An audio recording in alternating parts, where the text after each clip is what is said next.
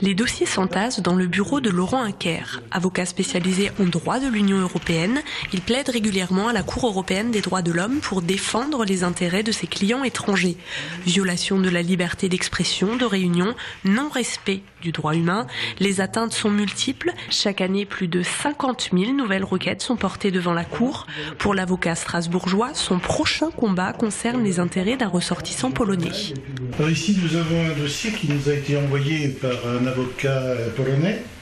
Il faut savoir que la Cour européenne des droits de l'homme peut être saisie par près d'1 milliard de personnes, c'est-à-dire 800 millions de personnes qui vivent dans les 47 pays membres du Conseil de l'Europe et 200 millions d'étrangers qui vivent dans ces pays.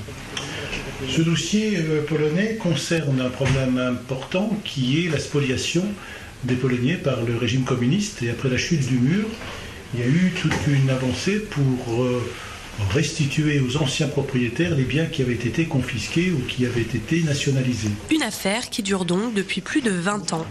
À l'Institut international des droits de l'homme, le président Jean-Paul Costa constate que les violations sont toujours d'actualité en Europe. On le voit par différents signes. D'abord le fait que la crise économique frappe de plein fouet beaucoup de pays d'Europe qui consacrent moins de priorité à la défense des droits et libertés.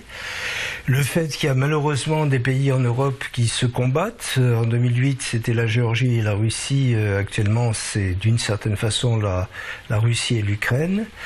Et puis, je pense qu'il y a aussi une certaine crise dans la mesure où certains pays, je pense par exemple à l'Angleterre, critiquent les institutions européennes et notamment la Cour européenne des droits de l'homme, ce qui n'est pas très bon pour la défense des droits en Europe.